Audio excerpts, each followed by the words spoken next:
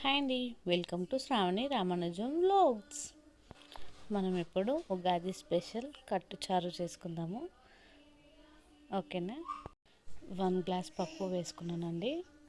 ఒకసారి మంచిగా కడిగి వాష్ చేసుకుని వాటర్ పోసి మళ్ళీ నీళ్ళు పోసి విజిల్ పెట్టానండి.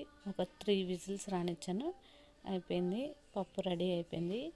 చారు తీసి కొంచెం పప్పు కూడా చారులో కలపాలి, అందుకని నేను చాలా మెత్తగా అయిపోయింది అనేసి దాంట్లో జల్లీలో పెట్టి రుద్దేస్తున్నాను. వచ్చేసింది ఈజీగానే. లేదంటే కొంచెం పప్పు దాంట్లో వేయాలి మన కట్టుచారులో. దానికోసం పప్పుని స్ట్రెయిన్ చేస్తున్నాను. స్ట్రెయిన్ అయిపోయింది పప్పు. చూడండి, దాంట్లోనే ఇంకా కొంచెం కలపాల్సింది బెల్లం కలపాలి పప్పులో. అలా మెత్తగా అయిపోయిందండి, అందుకని అలా చేసేసాను.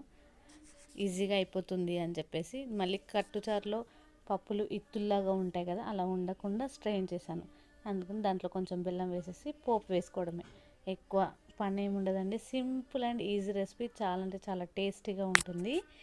స్టవ్ పైన ప్యాన్ పెట్టేసి ప్యాన్ వేడెక్కాక 1 స్పూన్ ఆఫ్ ఆయిల్ వేసి, ఆయిల్ హీట్ అయ్యాక కొంచెం వెల్లుల్లి వేసి వేగినాక కొంచెం రెడ్డిష్ రావాలండి.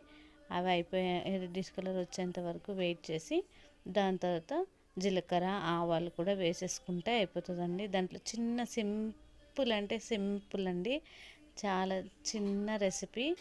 జీలకర్ర ఆవాలు వేసుకొని వేగాక ఎండుమిర్చి కూడా కొంచెం వేగాక దాంట్లోనే కొంచెం కరివేపాకు వేసుకొని పసుపు వేసుకోవాలండి. అంతే అండి, ఇంకేం లేదు. చాలా సింపుల్ రెసిపీ, ఈజీగా ఉంటుంది, చాలా టేస్టీగా కూడా ఉంటుంది.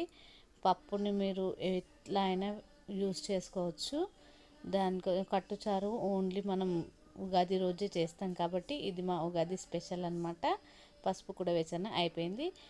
మనం బెల్లం పప్పు వేసిన చారులోనే పోపు వేసేసి పోపుని కొంచెం మసలనివ్వాలండి. మసిలితే రెడీ అయిపోతుంది. మేమైతే కట్టుచారు అంటాము. ఇంకా కొంచెం వాటర్ పడతాయని ఇంకా కొంచెం వాటర్ వేసాను. మీరేమంటారో కామెంట్ చేయండి. కట్టుచారు అంటారు. దాంట్లోనే కొంచెం చింతపండు రెక్కలు, అంటే పులుపు కోసం కొంచెం చింతపండు రెక్కలు వేసాలి. ఎక్కువ పుల్లగా కూడా ఉండొద్దు, అందుకనే రెక్కలు వేసాను. లేదంటే మీకు ఇష్టమైతే దాన్ని నానబెట్టుకొని చింతపండు రసం కూడా వేసుకోవచ్చు, అది మీ ఇష్టం. సాల్ట్ వేసేసి ఒక 2 పొంగులు వచ్చేంత వరకు ఉంచితే వెరీ టేస్టీగా ఉండే కట్టుచారండి. చాలా అంటే చాలా టేస్టీగా ఉంటుంది. కొత్తిమీర కూడా వేసేసుకున్నాను. ఇంకా ఒక 2 పొంగులు వచ్చేంత వరకు ఆగాలి, అంతే అండి. రెడీ అయిపోయింది మన కట్టుచారు. చూడండి, చాలా అంటే చాలా టేస్టీగా ఉంటుంది. మీరు కూడా ట్రై చేసి కామెంట్ చేయండి.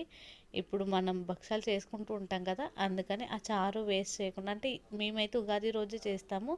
మీరు ఎప్పుడు భక్షాలు చేసుకున్నా ఈ చారుని కంపల్సరీ చేసుకోవచ్చు. చాలా అంటే చాలా బాగుంటుంది. ట్రై చేసి కామెంట్ చేయండి. ఓకేనా. Like, share and subscribe to Shravani Ramanujam vlogs. Okay, bye మరి.